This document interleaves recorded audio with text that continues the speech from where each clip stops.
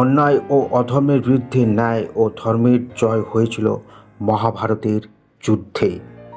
কুরুক্ষেত্রের এই যুদ্ধ একবার ফের প্রমাণ করেছিল যে জগৎ সংসারে অন্যায় ও অধর্মের বৃদ্ধি পেলে বিষ্ণু কোনো না কোনো অবতার নিয়ে মর্তে আসবেন এবং পুনরায় ন্যায় প্রতিষ্ঠান করবেন।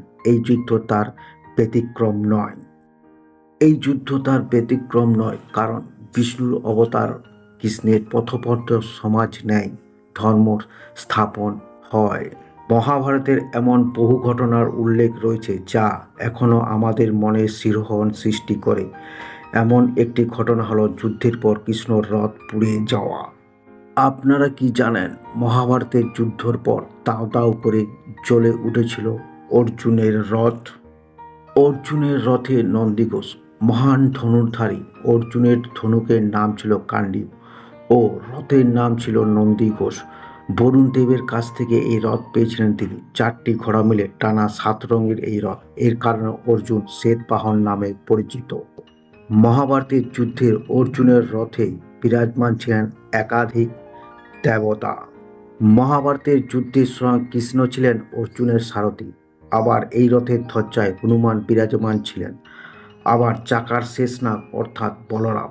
এর ফলে অর্জুনের রথ আরও দিব্য হয়ে উঠেছিল। যুদ্ধের সময় একাধিক যোদ্ধার রথ ভেঙে গেলেও অর্জুনের রথের সামান্য আঁচড় আসেনি। যুদ্ধ শেষের পর নিজের রথ থেকে নেমে পড়েন অর্জুন।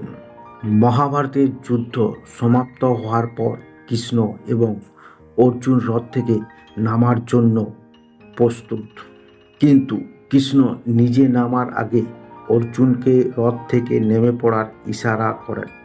কিন্তু অর্জুন হাত জোড় করে কৃষ্ণকে প্রথমে সেই রথ থেকে নেমে যাওয়ার অনুরোধ করেন। অর্জুনের অনুরোধ শুনে হাসি মুখে কৃষ্ণ তাকে বলে যে তিনি অর্জুনের আগে রথ থেকে নেমে গেলে অঘটন ঘটে যাবে। কিন্তু অর্জুন কৃষ্ণর কথা বুঝতে পারেন না। তা সত্ত্বেও কেশবের কথা মতো রথ থেকে নেমে যাওয়াই শ্রেয় মনে করেন অর্জুন। এরপর কৃষ্ণ ও ধ্বজায় সূক্ষ্মরূপে উপস্থিত বজ্রবলী রথ থেকে নেমে যান। বজ্রবলী নামার সঙ্গে সঙ্গেই রথ দাউ দাউ করে জ্বলে ওঠে। তা দেখে অর্জুন আশ্চর্যচকিত হন এবং কৃষ্ণকে এর কারণ জিজ্ঞাসা করেন।